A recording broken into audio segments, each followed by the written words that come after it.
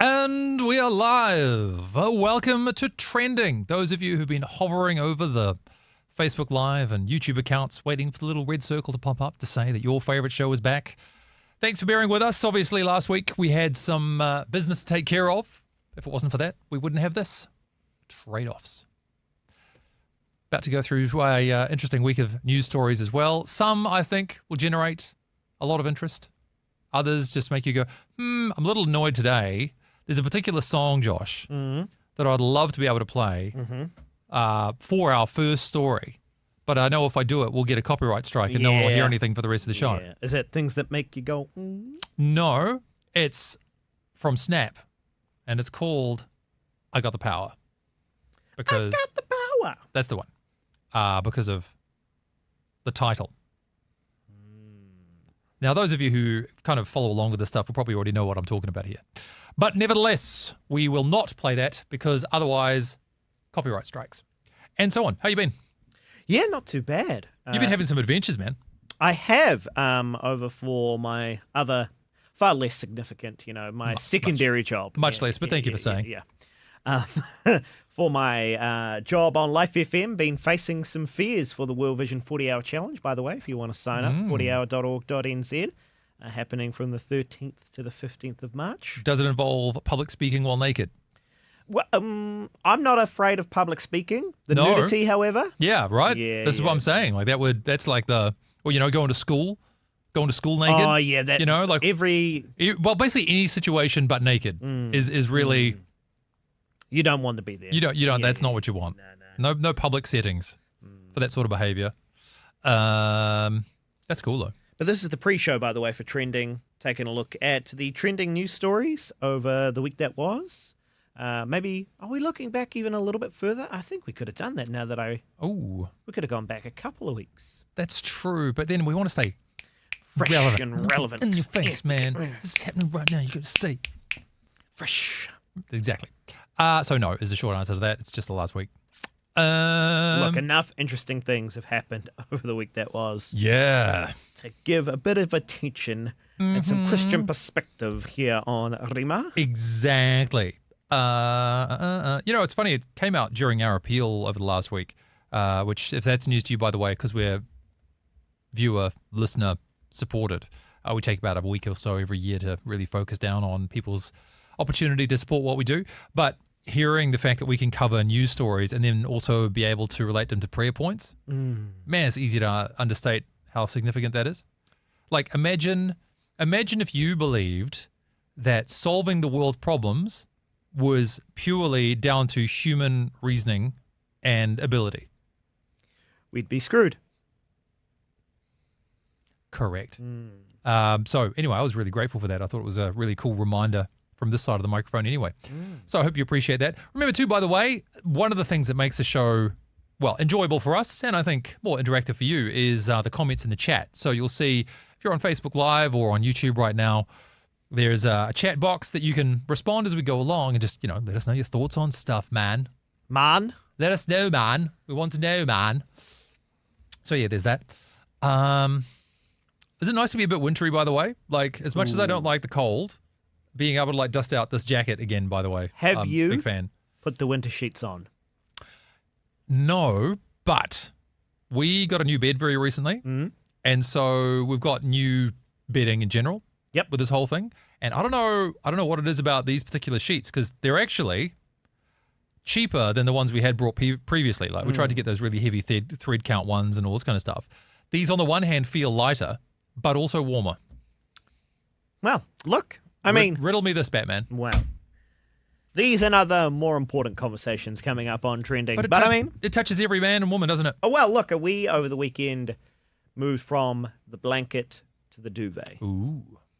It was finally time. Wow. You guys okay? Are We you working through it? Yep. It's different, I tell you, mate. Do you guys, you notice you run at different temperatures very much though? Oh, yeah. Here we go. All right. So what, you're the hot one, she's the cold one?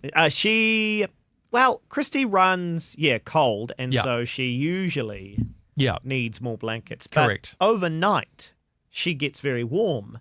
And then I wake up and it looks as though I've stolen all of the blankets. It looks as I love how this is being positioned. But it it's looks not. as though, but you would be wrong. She has shed The blankets. Now, I don't know. This is maybe just another reason why, we get along, because Aki has an ability to reposition duvets and blankets. Oh my gosh. I don't understand. Like literally the other day, I found out the duvet had been spun 180 degrees on the bed. Oh my gosh, I've never related more to you. And we're good friends. How do you do that? I don't even get it. Like, I'm there, and then suddenly I come back to the bed, and like, she might be freezing, all right? Somehow she's thrown off all the whatever. And then I'm suddenly like, wait a second. Because you know how the domes of the duvet cover, right? Like they're at a certain part of the bed. Yep. I'm like, wait a minute, this shouldn't be at my face. Yes. This is at the other end of the The bed. buttons or the zip or whatever it is Right. should be at the tail end. Right. And then it's now on the side. Dare I say it's up next to my neck. it's I'm like, how do you, because it's not small, like it's a big, anyway. Yep. It's thick as well. Like the duvet is heavy. Yeah. Anyway, Yeah. we're about to go live. Duvet, little pillow talk for you on a Wednesday afternoon. It's going to be fun though. Want to get your thoughts on a whole bunch of stuff. If nothing else, maybe you'll be a bit more resilient after today as well, because there's certain topics of conversation here that, well, let's just say, highly amusing from my perspective. Let me just make sure everything's queued up. There we go, so that everybody can hear it online and so on. All right, we're going to switch us to live. When we come back, let's let the rest of the radio audience join us. But you're awesome for being here early. And remember, again, jump in the chat. Let us know your thoughts.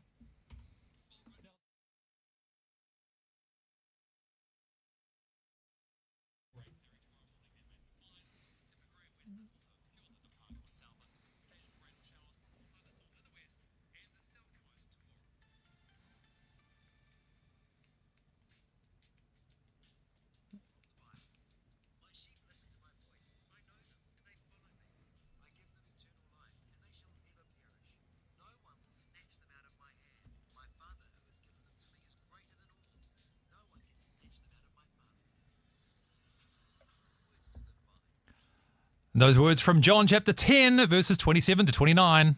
Live on air and online. Trending with Andrew Curtis. And welcome back.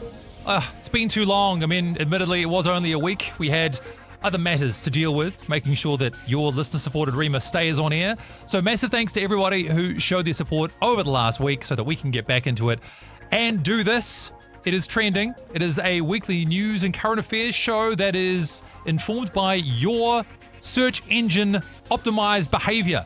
In other words, what does Google tell us that people have been looking for? It's a different take because, of course, instead of us curating the news along with what we think is important and what we want to lead with, no, we go the other way around. We see what we can learn from the algorithms on places like Google, but even on our major news services, and finding out what stories were the most popular. What do people go looking for more information about? And then seeing what conversations that prompts with our audience. So welcome. If you are just joining us on the radio, remember you can always take it to the next level. That is right. If you are watching right now, welcome. If you are viewing, well, also make sure to leave a comment below. I meant to say, if you're listening and you want to view, head to rima.co.nz. Also, by the way, if you've just found out that we are listener funded and you want to support to keep Trending Rima on air, head to the website as well. But we would love for you to leave a comment below and join us on the stream. So with that said, some breaking news as well that I'm pleased to share. The pimple on the side of my nose is finally cleared up. Oh, great. This was the major issue last week. Would you have to, if there was a stream, you did it like, Yeah, I'd have to be in this side, kind of like a Egyptian hieroglyph. What are we? So it'd be my right side profile. I'd have to stay in that for the whole day. Exactly. It'd be Egyptian-themed news. Fascinating. But no, we're not just sticking with Egypt. We're actually going to start with our first story from good old New Zealand. Trending with Andrew Curtis. Coming in, ladies and gentlemen, at number 20 right now, but I have a feeling it could rise up the ranks. Over the next few days, a name that seems vaguely familiar to me, one Jacinda Ardern. Ardern. How do you say it again? It's been a while. Ardern, I believe. Ardern seems correct to me now that you mention it. Yeah, Jacinda Ardern. So her book is out, and I'm very disappointed that I cannot play the song that I want to play for you today, but, copyright strikes being what they are, you'll just have to sing along. I got the power. Dun-dun-dun-dun-dun. And you're such a good musician, Andrew, that we might still get copyright stricken because of your amazing impression there. Yeah, I know. I took you with me on that journey, didn't I? Jacinda Ardern, she's in at number 20. Now, why is she at number 20? I'm glad you asked. Her memoir is out. And A Different Kind of Power is the name of the book. Critics are saying it's, lacking maybe some direct reflection on her resignation or decision made outside of a crisis.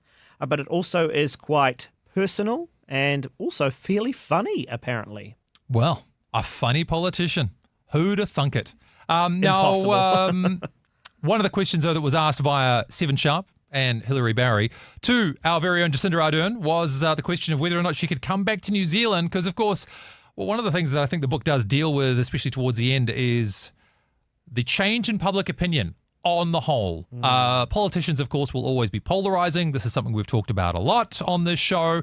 But certainly towards the end of her tenure, the tide had very much turned, and she went from being an exceptionally popular politician who led the Labour government to the first outright majority in the history of MMP to suddenly, shall we say, less popular. So this is what she had to say when asked about maybe coming back to New Zealand. Do you feel like, the Harvard job aside, that you could come back and live in New Zealand without being given a hard time? Oh, yes. Oh, yes. Look, absolutely. Absolutely. This is an adventure for us, a time to do something different as a family. But yes, absolutely. Home is home. And I wouldn't want anyone to believe that simply because I made a political decision, that then changes the way I see home for me personally. It doesn't. So Jacinda's coming home, everyone. How do you feel about that? Yeah. Or more importantly, I suppose, when we're talking about this book, how likely are you to read it? This is my question, ladies and gentlemen of the jury, and to lead us off to start today's show, would you read it? Why or why not? Get in touch, 8168 with the keyword Rema. Or, of course, if you'd like to view Trending and join us on the stream, head to rema.co.nz. If you are viewing, leave a comment below. It intrigues me. It intrigues you? I would maybe be inclined to pick up a copy if it wasn't too expensive. Well, this is it. Is it one of those ones where you're waiting for it to turn up in the the discount bin At the warehouse. in like about 6 months? Yeah, I tend to find political memoirs difficult read. It's one of the few instances where I feel like a biography as opposed to an autobiography is a better way to go. Yeah, I think only in this regards am I interested in a political memoir because it is history I lived through. Yeah. And to hear more on what unfolded potentially from behind the curtain, as it were, because a lot happened and we thought we knew a lot, and then we thought we didn't know a lot, and we were thinking there was even things being hidden from us. Dun-dun-dun. Dun, dun, dun, dun, dun, dun. Exactly. And then, things got more outlandish as time went along as well, whether or not we were about to implement concentration camps. And then if Jacinda Ardern was on the George Soros payroll, who, by the way, is a well-known political figure in the US. Well, he's a billionaire who pays for a bunch of stuff. The point is this. Certainly was not well regarded by the majority of New Zealanders by the time she left. Having had time to reflect on it, I think it's only fair I tell you too, my opinions, for what they are worth on this front. I genuinely make a distinction between Jacinda Ardern, the person, and Jacinda Ardern, the politician. I do not consider her to be a calculated Machiavellian type. And that's an easy thing to say because I've lived long enough now in my mid-40s that I've seen plenty of leaders come and go, your Helen Clarks, your John Keys or whatever. And it's amazing to see how they are represented by the opposite side of the aisle. I remember Helen Clark being described as the Antichrist, similar things said about John Key. Then it was Jacinda Ardern's turn. Now we've got Chris Luxon. And, that these people are making calculated moves to destroy the country by people who don't agree with them. I don't believe that's the case for, people in general, but Jacinda in particular.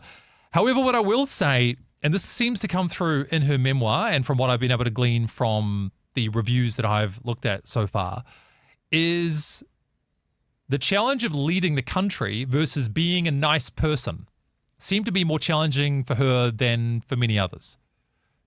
I feel like she was a genuinely nice person. trying to do her best. But there's certain things about running a country and particularly keeping the caucus in line that she really struggled with, making the tough calls on things. At one point, as we talked about, she had an outright majority. So whether you agree with it or not, if you're a Labour Party voter, or a left-leaning voter at the least, and your party has an outright majority, that's your opportunity to make some changes. Like, make some stuff happen. Guys, let's make some stuff happen. Let's do it. Let's use some of our political capital to get some stuff across the line. One of the big things that people reflect on today was things like the capital gains tax, or even, again, regardless of how you might feel about it, the legalization of marijuana. Jacinda refused to weigh in on these things. And so, didn't work out. Didn't work out. Nothing really happened. So, part of the reason why people got frustrated and ended up, I think, losing a lot of goodwill towards her was that. She seems like a nice person, amazing in a crisis. Who could forget, of course, how she rallied the country after the Christchurch shootings? But something about transferring from those individual moments to more the broader political moments that required her getting the caucus in line and getting some political points on the board, she really struggled with. It's strange because, as you say, in crisis, of which she went through a number that we went through as New Zealand, and she was our leader, strong and decisive. Sure. Certainly could be ways you categorized her as Prime Minister. Sure. And you're also accurate in the reflection you make outside of those crises. And why did that not transfer? I remember seeing an amazing quote about her, and apologies to who came up with this analogy. I would cite you if I could remember where I heard this. But they likened her to a tea bag, that she was spectacular in hot water, but otherwise a bit useless. Bit weak. It kind of felt a bit like that. And so, looking at this, people are saying, it is a deeply personal memoir. Also, though, people with some head-scratching moments too. For example, in the book, Aotearoa relates a story of somebody coming up to her, I think it was at an airport, and saying, hey, thank you for ruining the country, and then walking off. And apparently this was, deeply traumatic for Aotearoa. Now, I don't suggest you should ever maybe enjoy that kind of comment, but at the same time, if you're a former Prime Minister, people are not going to like you. More than half the country at any given time voted for somebody else. So to see this as like, wow, this moment really stuck with me because, somebody really didn't like me. I'm like,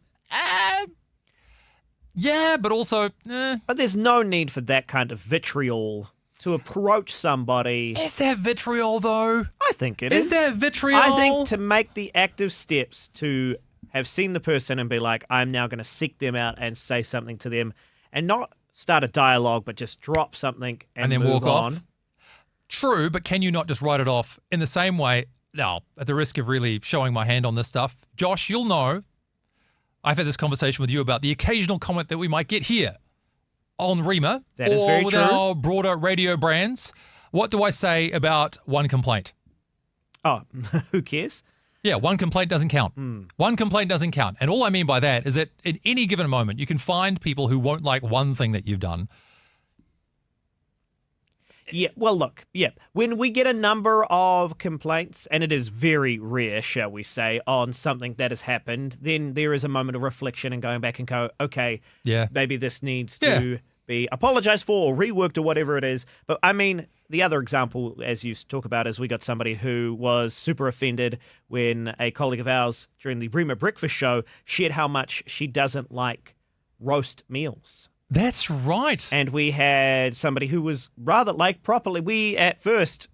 We thought they were taking the mick. We thought it was sarcasm. Yeah. And it wasn't. And you will always, so you're right, you'll always find somebody who can find offense no matter what, especially if they're looking for it. And I think, too, one thing you learn about human nature is that people are more likely to complain than they are to even give you positive feedback. So if you're only really getting the occasional person, even in a moment like that, which, I mean, I would just say if that was the kind of, if that was the worst it got for me, somebody said, you ruined the country and walked off, I'd be like, oh, okay. I mean... We've just received a text, by the way. Ooh, hit me. In regards to Jacinda, I heard her last night a couple of things. As the way out, I saw right through her. She saw her growing unpopularity and wanted to get out. Hey, thanks for your thoughts. Interesting. So the door is open for you to walk on through and share your thoughts on this too. So Jacinda Ardern's new book is out. What do you think? Are you going to read it? Yay or nay? And why or why not? Why don't you share those thoughts with us? Get in touch, 8168 with the keyword Rima, or of course, if you are viewing the stream, rima.co.nz, leave a comment below. Trending with Andrew Curtis. So let's see what else has been trending, what the other popular news stories were in the country, and now a story that you kind of have to cover, but at the same time, what more can be said about this? Number 11, trending in the country, OCR, which of course, Josh, stands for... Official cash rate. Hey! That was the best part about that was seeing the light come on in your eyes as you were saying it. That is why, Andrew, you've got to watch the stream for trending. For the facial... That's actually, right. Actually, that's not far wrong, to be honest. If you want to watch the stream, rima.co.nz. We are animated people, you and I. Oh, mate. Amen. So, yes, 2 banks have cut their rates. How much further could they go? Now, according to, this article from Radio New Zealand, there are 2 major banks that have now cut interest rates further. ANZ has cut its 18-month fixed rate special by 10 basis points to 4.89, and also ASB have done some stuff. Blah, blah, blah, blah, blah. Same thing, 18-month rate, 4.89, et cetera, et cetera. Genuine question. Go. Because I struggle in this area. Uh-huh. So recently, my wife and I discovered that when we set up our bank account with Kiwi Bank, the interest rate on our savings account was maximum 5%. It's now dropped to like 1 point something. It's a massive drop. Is this directly correlated to what we're talking about right here? Yeah, actually. Wow. So the official cash rate kind of dictates the amount at which banks will be able to lend money out at. Now, of course, for them to offer you interest, there needs to be a differential that means that they can still make a profit. Right. So they will pay you X and you will pay them Y. And you will always pay them more than they pay you. Now, where that affects your savings, as you say, is that particularly at lower rates. If we were at, not too long ago when the interest rates were like 8%, banks could offer you 5 because there was a 3% difference between the two. But suddenly you drop 3% off that, and now you're down to, 1 or 2% as opposed to whatever else. Yeah, because we've started having the conversation. I don't know if there's Kiwi Bank representatives listening, but going, okay, maybe we look elsewhere. Yeah, you're not going to find much better in other banks because they're all playing on the same playing field effectively when it comes to like term deposits. It's one of the reasons why understanding things like Sharesies, for example, at the risk of segueing into an investment advisory show, which we are really out of our depth at doing. I will say, broadly speaking, there are some options that you can look at that will enable you to trade in funds that have very low fees and will still at least keep pace with the market in the US and other places, which will vastly outperform your traditional savings account. So there you go. Dave Ramsey, eat your heart out. Look, when you tune in or watch Trending, looking back at the trending stories from the week that was, you're going to find some gold. You don't know when. Neither you do we. don't know when, but you know it's going to be there. Oh, yeah. So, again, this is all based on predictions of how things are going to look over the next wee while. So, these rates in particular, they're talking about 18-month rates. So, do you think things will be better or worse in 18 months? That's another question you can weigh in on today. So, again, welcome to share your thoughts. Get in touch, 8168 with the keyword Rima. Love to hear from you. Don't forget, of course, to include your name so we can reference you if you so choose. Or, of course, if you are watching via one of the streams, YouTube or Facebook, you can find them at rima.co.nz. Leave a comment below. Do you think things will be better or worse in 18 months? Well, go on. What do you reckon? I guess the optimist in me says better. Because I like to believe... That would be in keeping with an optimist, yes. Yeah. The optimist in me says it's going to get worse. I think that... That would be masochism of the highest order. Well, I think I'm naturally an optimist, and so I think... Yeah, I think, exactly. Which sometimes works in my favor, it doesn't also sometimes with my wife. Bro, we're having this conversation before we even came on air about the degree to which we share traits between ourselves and respective wives, and that's just another one. Yep. You do notice the benefit of it, though, right? Because... like myself, very inclined to be like, it's going to be fine. It'll be okay. Yeah, there's some sort of attitude that I'm just like, I'm sure it will work out. Be fine. And I don't know if that's a good thing or not, if I'm being honest. I mean, look, I think it's nice to know that in both of our cases, we have relationships that kind of balance these perspectives out, that at least cause us to take some kind of precaution Do you think it actually is a part of Christian faith, though? That means we have more of a view that God works all things together for good, that we exist in the world not fascinating. Just as physical beings, spiritual beings. Like there's, sort of that outside force that we put that trust in him. We talk about Rorschach tests a lot. I think it very much does reflect personality and our tendency to cherry pick stuff. Because the Bible also says you will have trouble. It does, very much. Yes, you will suffer in this life. There will be wars and rumors of wars, so on and so forth. So there's that. Be prepared for it. But then also, as you say, God works all things together for good. I suppose the real tension in life is holding both of them, right? Like life's going to be hard, but God can turn it all around. Like both those things are true. Whereas if you're maybe only living in one or the other, I suppose that's really a real test of maturity. Is that if you are dour all the time? Because here's the thing: I'm gonna take shots at realists, pessimists right now. If your realist, pessimist approach to life is like, well, things are really tough, and you are a dour and sad individual, then dare I suggest you are not a realist at all, because life also has wonderful things in it. The Bible says life in all its fullness, man. Rejoice in the Lord at all times. Yes, I'm rejoicing. No, you're not. If people know that you're a grumpy old sod, then don't come to me and tell me that you understand how God's going to turn all things together for good. However, to balance things out, of course, if you're a bit Pollyanna-ish, which, by the way, is a reference that nobody under the age of 40 will understand. If you're just like, oh, no, everything's wonderful, everything's going to work out, that's also like, no. There's nuance. There's definitely nuance. Okay, well, look, let's go back to our previous conversation about Jacinda Ardern. And this may fit with optimist or pessimist. I'm not sure. You tell me what you think, Andrew, because Josh got in touch to say, I personally do. Oh, actually, I wonder if this must be somebody else because it says this. I personally do not like Jacinda or trust her. During the lockdown, she pushed through the abortion bill as a Christian and a mother. So I'm not thinking it is actually Josh. Joshette? Maybe. I find this abhorrent and it goes completely against God. I also have family members who have pericarditis from the COVID vaccine, and there are many more who have suffered. Yeah. Well, that's the thing. A lot of people's experiences were very mixed. It's been interesting to see how reflections on COVID. Whatever happened to that? Weren't they supposed to do some kind of select committee review on all that kind of stuff?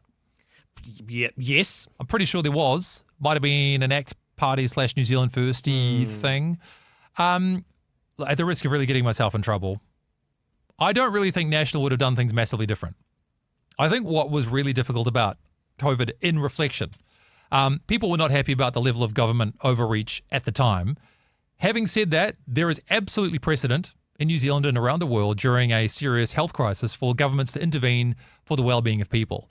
I think what the problem is here is that there was a real disagreement over how significant the risk really was. And it's very hard also to remember how people's attitudes changed as more information came along during this process. So some from the very beginning said, hey, this is nothing, it's not a big deal at all. I don't know if you'll recall this, but initial reports, especially out of places like Italy, where COVID had turned up and they were absolutely slammed by it, and there was real concern that hospitals would get overrun.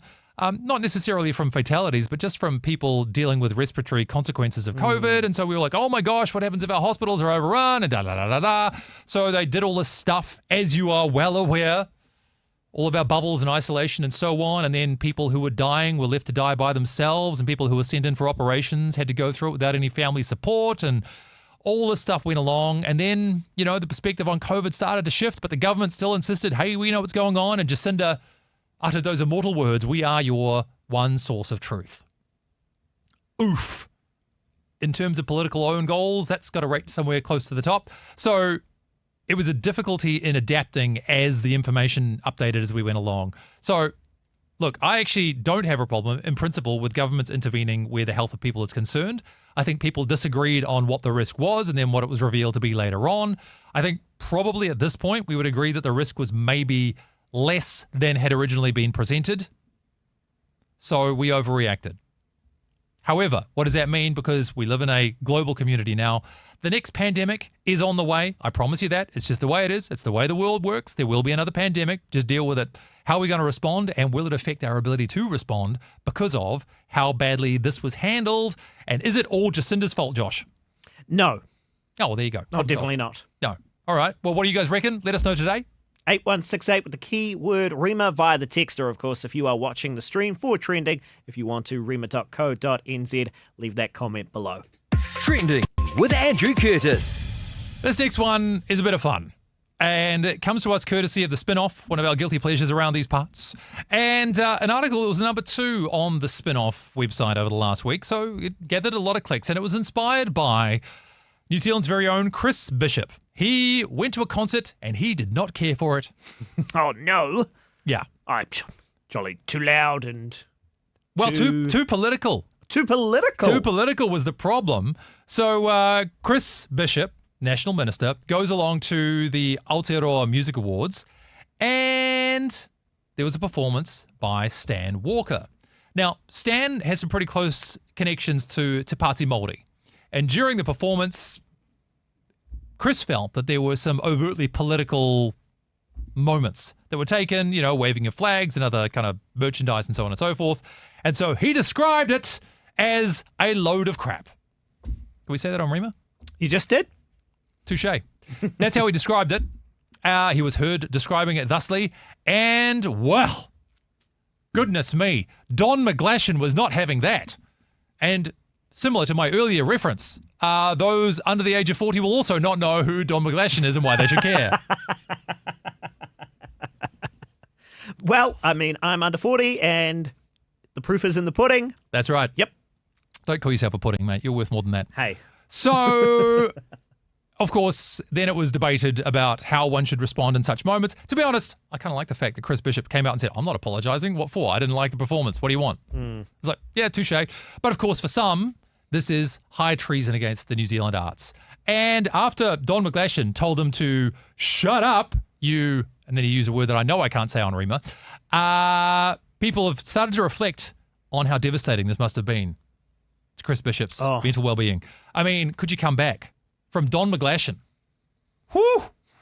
Again, not knowing who he is. Sorry, I wish I'm participating as best I can. I'm not going to lie though. I'm struggling. Okay, well, for your sake and for those who are, again, under the age of 40, Don McGlashan, lead singer of the Mutton Birds, they were a fairly popular New Zealand band back in the day. Back in the old day. Their glory days have since passed. Don't think that's too unkind to say. What was the last Mutton Birds song that you heard? Exactly. So, anyway, this is just a guy telling a guy that he doesn't like him.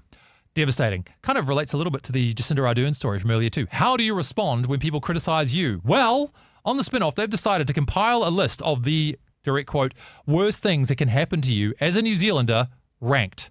Now, this is particularly fascinating for me, Josh, because it gets to tell me not so much what are the worst things that I think could happen, but according to them, like what would be absolutely devastating, right?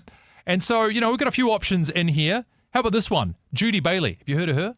Yes, I know. That rings a bell? Oh, I love Judy Bailey. There we go. Well, what if she called you an egg?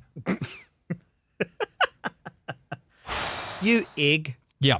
So I just don't feel like it's in Judy's character. Well, that would be fair because according to this very list, they said there's no evidence of Judy Bailey calling anyone an egg. So, I mean, speculative at best. But nevertheless, apparently her calling you an egg, that would be number 9. Then there's this one from Jim Bolger, a former Prime Minister telling the current Prime Minister to tell you to shut up. So Jim Bolger was telling Chris Luxon to tell David Seymour. Very high school, isn't it? To tell him to shut up. You know what you should tell him? You should go tell Chris. You should tell him to shut up. Shut up. You tell him to shut up. Chris, I'm not go talking to tell you. David to shut up. These are our politicians. These are the people who are supposed to lead our country, by the way. Amazing. He's become somewhat of a lefty convert in the last little while because he's made some comments about the way we've responded to the treatment of Māori people in New Zealand and, former issues with Waitangi Tribunal and blah, blah, blah. So that's been interesting to see that now he can be positively viewed. Who are we talking about now? Jim Bolger. Jim Bolger. Yeah. Do you remember Jim? Yep. Yeah. Mr. Potato Head? Yep. Yep. Okay, what about this? Now, here's one that features our beloved former Prime Minister. But which one? They're all so beloved. I know. Saying something so sexist, the soon-to-be Prime Minister rebukes you on TV. Yeah, you remember this one back in 2017? Well, that did happen, didn't it? This one did actually happen. And so Mark Richardson, former Kiwi cricketer at the end that time, host of the AM show, asked Jacinda Ardern if she was planning to get pregnant while in office. And basically she put him in his place and said it's totally unacceptable in 2017 to say that women should have to answer that question in the workplace. That is unacceptable in 2017. She did say that she was okay with that question being asked to her. Oh, really? I actually watched the clip fairly recently. Wow. She said on a personal note, I'm open to answering that question. You can ask me that question. But for that to be okay in the workplace for employers to ask female employees. Interesting. I always love, by the way, what would you call it? This idea of a question being unacceptable because of a certain time. Like, it's unacceptable in 2017. What does time have to do with it? Was it always unacceptable, or will it be acceptable again in 10 years? Well, are we not just saying it's unacceptable? Like, it just seems like a weird thing to appeal to. Like, well, I've just checked the calendar and it turns out that's unacceptable. But if you wait here for a few months, suddenly it'll be okay again. Well, it's an interesting I just find it an odd turn of phrase. Like, what a weird foundation for objection. not because it is always immoral in some broader sense. Well, you know what it assumes, which is quite interesting, is that we are constantly improving. Well, that's true. But the conversation is also there's the flip side that you commonly hear from the same point of view is things were way better back in the day. Back in the day, exactly. It's an interesting juxtaposition there. Yeah. Back in 2017. What a time. The good old days. What a time to be alive. How about this one, though? And this one you have to be over 50 to understand. Being called a drongo by Sam Neill. Oh, yeah, drongo. Yeah. The thing is, though, again, there's no evidence that he's actually done that. So I can hear Sam saying drongo, though. Also, though, if Sam Neill called you a drongo, I mean, this is number 5 of the most devastating things, the worst things that can happen to you as in New Zealand. This is number 5. And a quick reminder, by the way, the reason we're talking about this is it was number 2 trending on the spin-off. This is trending looking at the news stories that have garnered a lot of attention, a lot of clicks. A lot of people have been looking at this. This is apparently the worst things that can happen to you as a Kiwi. I can think of a few more worse things. But Sam Neill as well? I mean, look, to be honest, you should respond to being called a drongo by Sam Neill the same way you should respond if I call you a drongo, which is to say, who's that guy? Who cares? Thumbs up, move on with your life. I just don't see how that's number 5. Let's look at the top 3. Being told, shut up, you, and if you can read because you're watching the stream, you can say that word to yourself, by Don McGlashan. Number 3? Number 3, Josh? Surely the who are you is going to be more devastating to Don McGlashan. I don't want to take too far away from, Don's contribution to New Zealand music, but at the same time, I mean, come on. I mean, a lot of these are just absolute. They are pulled from thin air. Well, they kind of are. What is the point of this exercise to go, oh, to woe is us? You know what? And with that all said, what is the point of this exercise? Let's move on. Trending with Andrew Curtis. Continuing to march through the news stories that were the most popular in the country, either via Google or, of course, via the most popular news sites over New Zealand. I wasn't expecting that throw to me. I'm not going to lie. Well, it was more of a dramatic pause, but you leapt in with such. I'm sorry. A verb. I saw. No, if you're you not. Look at the stream. You will see there was that a hand you did gesture. this. I did do this. That was That's a pass fair. over to me. That's true. I should maybe just only gesticulate with my left hand. But it was a direct passing It did motion. look that way, and that is on me. I apologize. You did the best that you could, and again, to see you, be able to swim in such taxing moments. Yep. Especially as the words kind of came to you surface level. I was checking out the stream. I was seeing who's viewing. I was looking at if we've got any comments, and suddenly see out of the corner of my eye an arm extended saying, "Hey, come Josh, on in. You come on in. The water's great." Exactly. And I wasn't ready. Well, but you covered. And well done. Thank Are we you. all proud of? If you're proud of Josh today, send through a special message right now, 8168 with the first word Rima, or in the chats, Facebook Live or YouTube. Just say, Josh, I'm proud of you. Look, you can guarantee trending is live. 100%. You could not. You could not script this. That is for sure. Nor should you, for that matter. Amen. Quickly, only because I don't know how much more there really is to talk about it for now, but just so you're aware, Matariki. Matariki was in at number 20 and number 25 over this last week. Another long weekend coming up, which nobody's going, shoot. Been really cool, though, to see how this story has developed. in New Zealand and our own national narrative. We came up with some really cool content actually within the Rema Media stable with God and Matariki, which I think is probably still on the Shine TV website from like last year. Yeah, check it out for yourself, shinetv.co.nz. But apparently this year's Matariki Festival will invite visitors to paddle a waka and experience kapahaka as Auckland City celebrates the Māori Lunar New Year. It's going to run from the 7th of June to the 13th of July. So starting in only a few days, in fact. So the month-long celebration will also host dozens of free events across the city. Pretty cool. Does it make you feel more like a Kiwi? It's just another long weekend. Yeah, a little bit, eh? I mean, it's kind of cool. Like, in some ways, we're finding our feet with this. What to do with it as a country, and what does this mean for who we are, and I don't know. It's kind of interesting, especially when you consider that these moments at least help put in some kind of stark relief the difference between our country and Australia or America or the UK, places that we already borrow a lot from, or maybe I should say share a lot of commonalities with. So that's kind of cool. Bit of our national character and plenty of opportunities to get stuck in and get involved. So maybe you're making a particular effort this year to appreciate Matariki, especially from a Christian perspective, which, by the way, we'd recommend once again. Go to shinetv.co.nz, have a look at the doco there. God and Matariki could be an interesting watch for you and your friends. Trending with Andrew Curtis. This is really cool. This is super cool. I kind of feel a bit bad contrasting it with the previous story, but this is Mission Impossible James Bond style stuff. Now you're going to get us copyright struck. Now, this one, number 2 on the Guardian website in the UK, but it is popping up on a few other news services around the world. Actually comes out the back of a story that would have probably been in the trending news from last week. But Ukraine hits bridge crossing Crimea to Russia with underwater explosives. Because this is off the back of the drones in the shipping containers, correct? Yeah, that's super cool, man. So if you missed the shipping container story, honestly, apparently it took a year and a half to plan. They managed to get these drones inside shipping containers or portable houses and stash them on the roof. Get them inside Russia, and then, I don't know, somehow got the drone operators nearby, and then, the containers popped open. I heard, I heard, and I don't know if this is accurate or not, but the drones are actually powered by AI. Ooh, even better. See, AI drones blowing up your planes.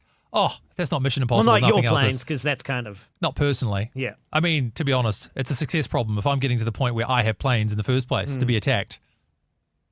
Just make sure you're insured. The problem with the Russian Air Force, though, is that many of the bombers that were attacked are irreplaceable to the point where they've forgotten how to make them. Well, even the fact that for Russia, you have to check everything that's coming in. Yeah. Shipping containers have to be thoroughly... the machine of war could grind to a halt because of this admin that needs to take place. Yeah. So anyway, that was a story from about a week or so ago. And then only in the last couple of days, we've had this one emerge. Ukraine hits bridge linking Crimea to Russia with underwater explosives. And we do have some video of said explosive going boom, as they are wont to do. Blowing up bridges. It's good stuff. Apparently this took about a year or so to plan as well. The bigger picture, though, that people are unsure about is how much this will materially affect what's happening on the ground in Ukraine as the conflict continues. Haven't had an update from Donald Trump for a wee while on this one. Have you noticed this? He seems to be stepping back.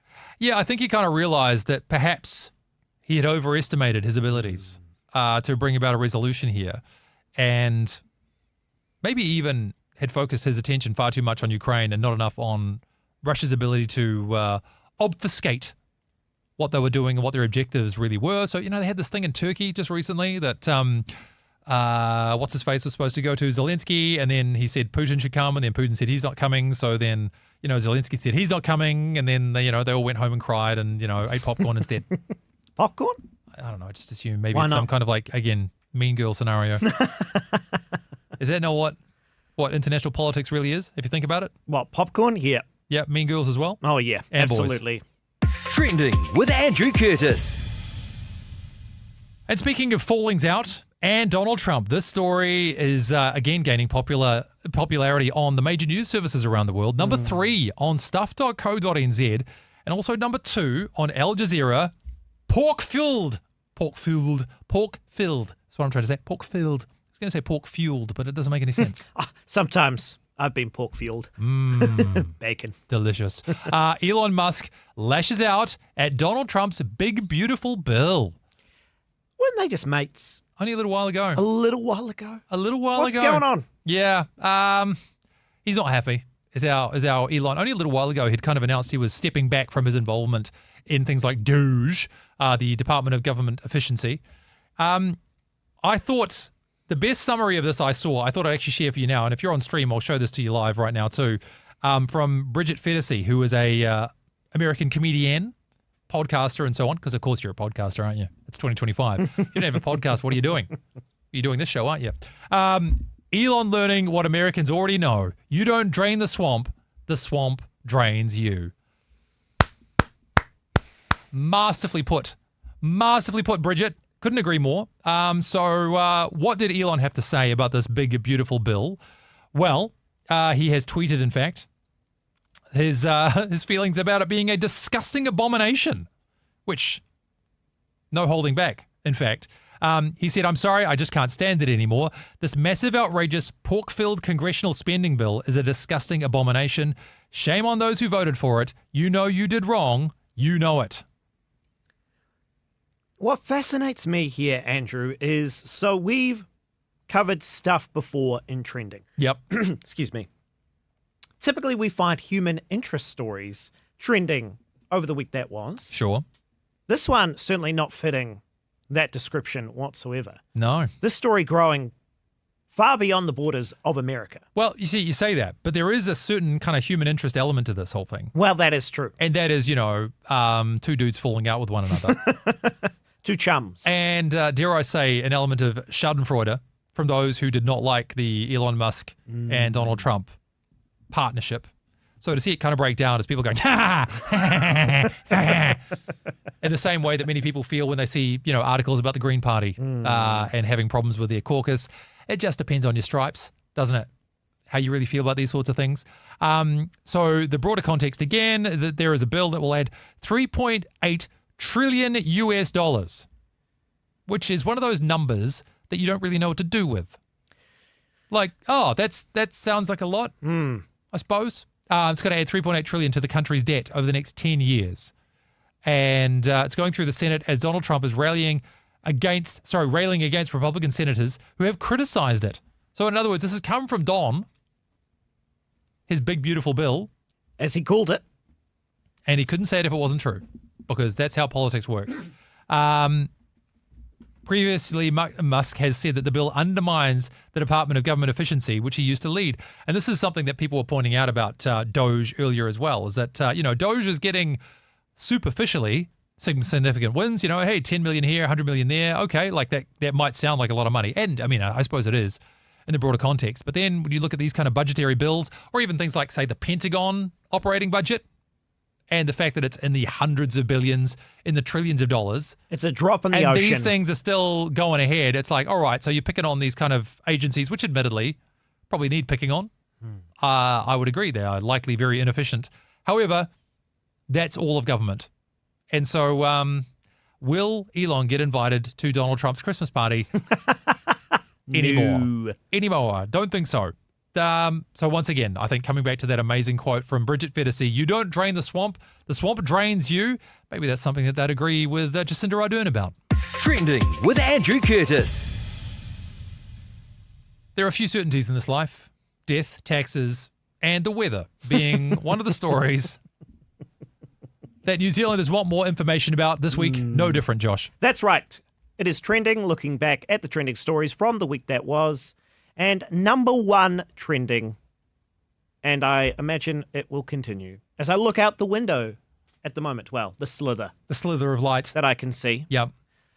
It's been a little bit miserable. We want to know what is going on with the weather. Well, the big issue actually was yesterday. Even though, see, these stories we look at is over the course of 7 days. So maybe the longer something's been up, the better chance it has of getting to the top. But this happened only yesterday and leapt to the top, more than 20,000 searches in less than 24 hours. Weather tomorrow. So already some rumblings perhaps of what the weather was going to look like today. I do not watch the evening news. So perhaps I missed the heads up that the impending weather for today was going to be appalling. The evening news still exists, correct? So the rumour goes. I mean, I'm hearing this secondhand from other people. Like on TV? Yeah, apparently. Wow. I know. What a concept. I'm just sad to know that a lot of children will never know what it's like to grow up in my New gosh. Zealand where you would suddenly be hushed from the dinner table Yep. because the weather was on the news. Oh, that was my Or childhood. just the news being on in general. Well, Mum and Dad weren't too bad about us speaking over the news in general. Right. But when it got to the weather, you hush your little mouth there, you little youngins. Let's see what stuff.co.nz had to say about the weather and new weather presenter, by the way. Ooh. Isn't this exciting?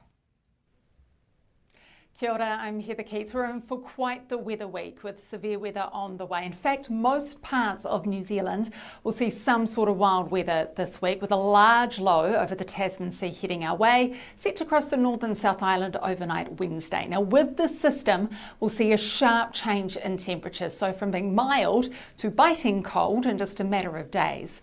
Not surprisingly, this has led to an array of weather watches and warnings with the super active system set to dish up heavy rain, strong winds, probably more thunderstorms for the usual suspects, and our first decent winter snow. And that snow will be for a decent chunk of Canterbury. Heavy snow to around 300 metres, possibly lower too, with a high chance of upgrading to an orange heavy snow warning. The heavy rain is widespread as well through to Thursday morning out east. Now, at this stage, the worst of the wind will be for the North Island, but some of these gusts will be tied up in bouts of heavy rain, maybe some thunderstorms, so expect very active and changeable weather through till the weekend. Now, for more details and for our next update, which will be around 9 o'clock tonight. No, ha! That's what you get. That's what you get. Who's got the real power? Huh? It was by the Met Service, by the way, who have introduced me to deluges as a new measure of rain. That's the current thing. You might have heard at the start of the show. I was checking through the weather, and often they make a distinction between, showers and then rain and so on and so forth. Heavy rain. Squally thunderstorms also. Oh, man. They love a bit of squall. They love cloud. Well, yeah, but cloud. Sometimes I swear it's like cloudy clouds. Cloudy clouds. Oh my gosh. Clouds with cloud on it. Yep. Double cloud burger, please. Yeah. Is it just because the weather affects our lives that it's always trending? Yeah, I think so. Yeah. I think so. We just have to deal with it. Exactly. So, deluge is coming your way. Squally thunderstorms, rain, cold, horribleness. It's winter. What do you think? I mean, this is what's going to happen. Trending with Andrew Curtis. So let's talk about something else like Taylor Swift. Yeah. Let's do it. Tay-Tay. My girl Tay-Tay. You come in to trending today with a particular energy. Really? That is just a little bit more excited. I think it's great. Maybe I love it a lot. Maybe I had a week off. I think it's because of the week off, and you're just itching to get back into it. Ready to go. And I'm loving it. Oh, well, thank you very much. Thank you for joining us, by the way. Whether or not it's over the radio or you are watching on the streams, which you can do, go to rema.co.nz, Facebook, YouTube links, click one, watch there, change your life. So, in the meantime, Taylor Swift is somebody who I have really changed my opinion on, and I would say for the better. I was always very dismissive of her music. Right. Wasn't a big fan. But there's something about somebody who achieves great things that I just think objectively you have to celebrate. Well, there you go. And so Taylor Swift, absolute musical juggernaut. And she had something to celebrate over the last week. So before we get into it and provide our perspective, this is the impact of Taylor Swift buying back her master recordings. That Jay-Z and Taylor Swift have in common. Ooh, they love Beyonce. Well, the answer is they both had to fight to get ownership rights over their masters. Oh, that was a second guess. Masters are the original recordings of a musician's work. And this past Friday, Swift revealed she purchased the rights to her masters after a 6-year fight with investors who'd bought them from her former record label. We all remember this. In 2019, remember she announced online that her catalog was being sold and she had not been offered the opportunity to buy it herself. So what did she do? She re-recorded new versions of her old albums so she could take back some control of her creations. So why would someone not own something that they created? And what do we know about this big deal? Here with us is Variety's executive editor for music, Jem Aswad. Thank you so much for being here, Jem. Thank you. So first, for people who are not in the industry, What does it mean to own your masters versus owning the rights to your music? Well, they're sort of two separate things. There's two basic forms of ownership with music. One is the song itself, which is publishing, and the other is the recording. And what this is about is the recordings. Her original recordings were with Big Machine Records. It was, at the time, a standard music business contract where the record company owns it. You don't own the recording yourself. This is the underlying physical recording. I mean, back when it was physical, right? Yeah. Okay. Yeah, and things are changing now, largely due to Taylor and her bringing attention to this. So that original contract, the way the contracts used to work, you write a song, you're signed with a record label, that label owns it and then profits off of the replays and sales of that song, and you get a cut based on your contract? Yeah, exactly. And it's the recording that the record company owns, not the song itself, the recording of the song. And that can generate anything from TV shows, from commercials and things like that. Anyway, it's enough of that. The point being, Taylor now owns all her own stuff again. So that's kind of cool. I think that's kind of cool. Like, I think you got to celebrate that, surely, even if you're not a big Tay-Tay fan. Well, it has greater impact on the music industry as a whole. Streaming particularly has been a great equalizer in terms of the record labels being those in power who distribute This Is Your Next Star, even in Christian music, as of course we are. What? You mean to tell me that some people in Christian music are actually motivated by money more than they are the message? It's not what I was getting at, but I will Name not names. deny. Go on, coward. I will not deny. Name, No, coward. no. Come on. No. Tell me the band. No. Tell me the person. Newsboys. What? No, moving on. God bless you. Anyway, Tay-Tay owns all her own stuff. She put up a big schmaltzy social media post about it and people went bananas. Apparently it's affected too the streams of her songs.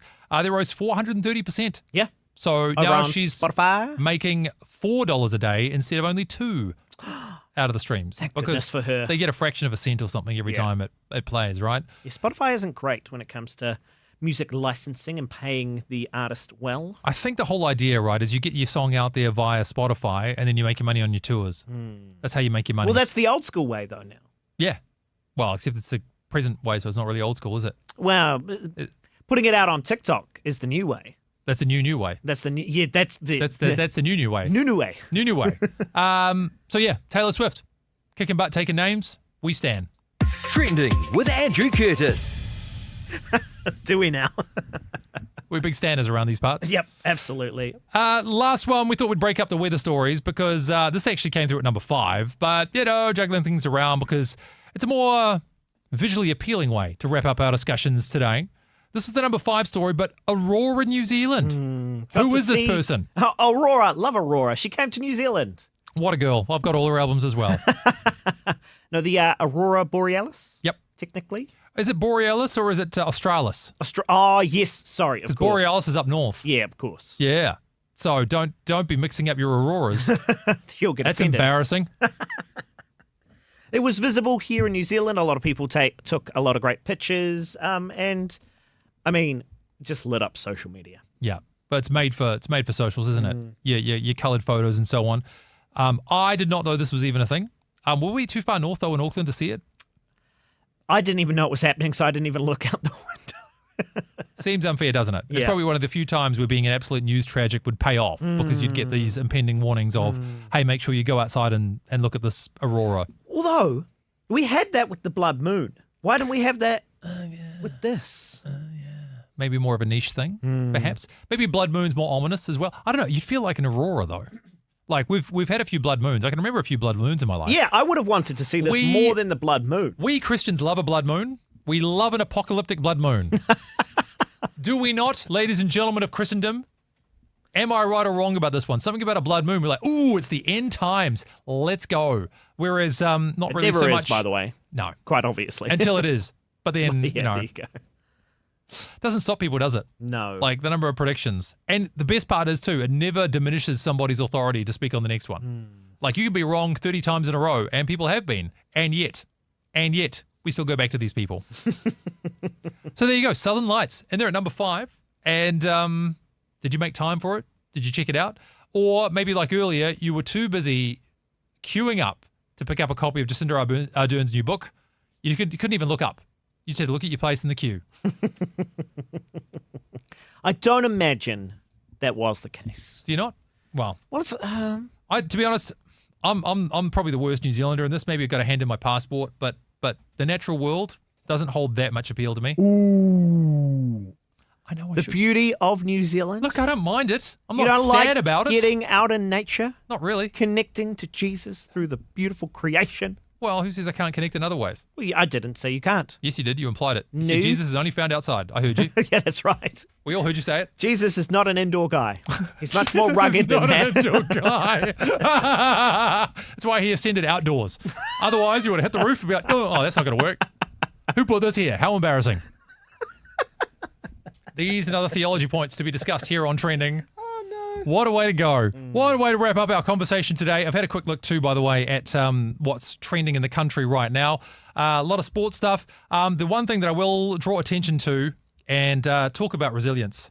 Paul Henry is back in the trending news just for today. He's number 6 in the country. Why? Apparently, he's going to be hosting a game show, Okay. but in Australia. Oh, Is it going to be filmed in Australia for New Zealand television? okay. Right. For those of you who are like, you know what would be great? More Paul Henry in my life? Your wish has been granted. I weirdly like a little bit of cheeky Paul Henry. You like a bit of Paul Henry?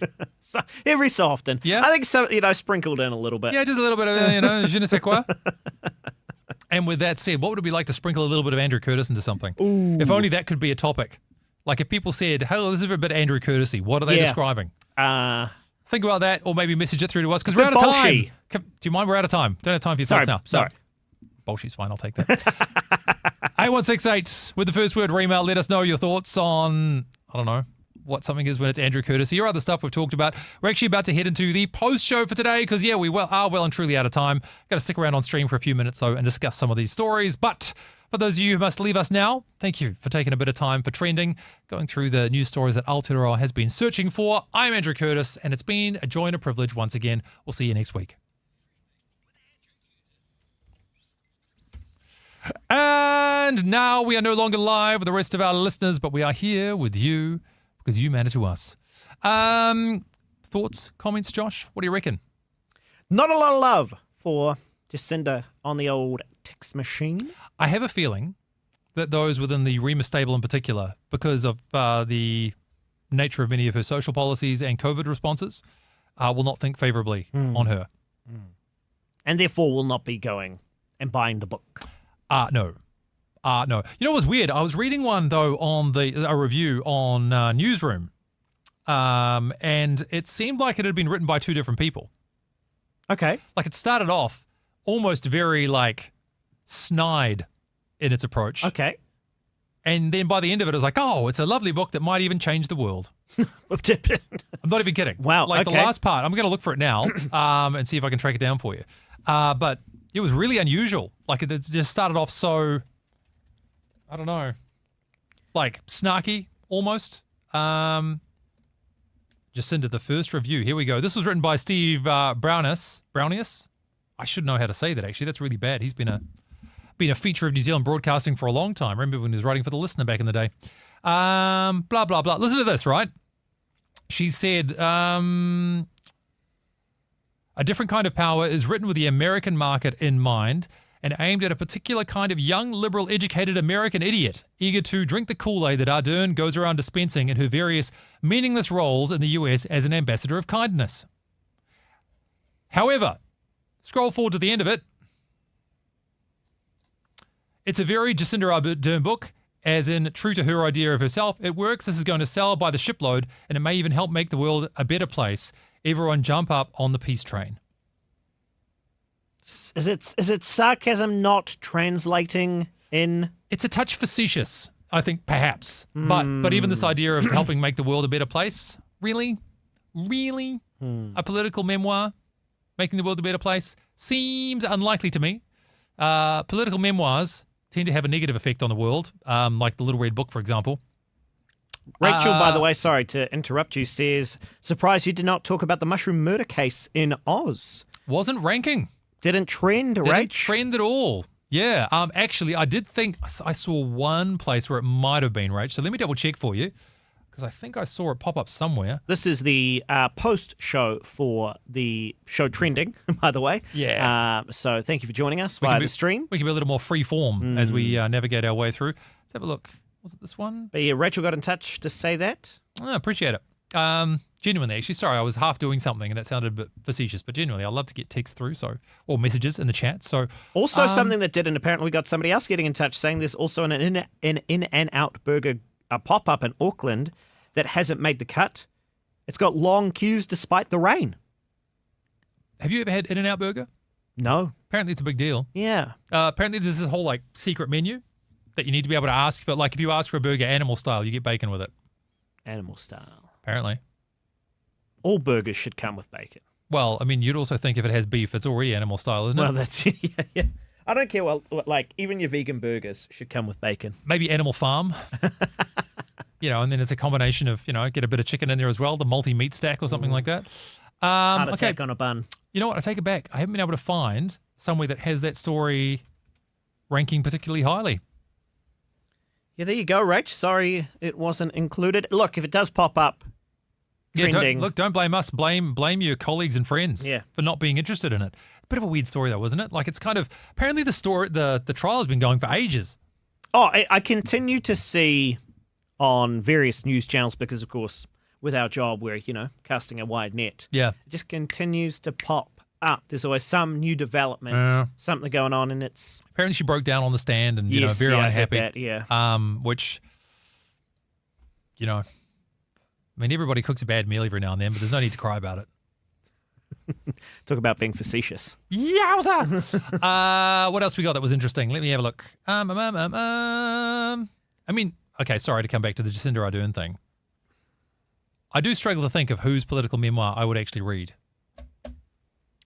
Ooh, I'm a liar. As I think about it, there is somebody that I have read. Who? Lee Kuan Yew, Singapore. Wrote a book called From Third World to First. Winston Churchill? Did he write an autobiography? I don't know. If he did, I'd read it. Yeah, that's probably fair. Yeah. All right. I'll give you that. Who else is significant enough in New Zealand? Let me think. In New Zealand, yeah. Right? Like to find a genuinely beloved... People would probably read Michael Joseph Savage and his, first Labour Prime Minister, blah, blah, blah. Otherwise, goodness me. Did John Key write a book? Maybe. Was it called something like Keys to Success or something painful? If not, it should have been. Should have been. There was a book written about him. Ooh, got another text through. Did you read this one?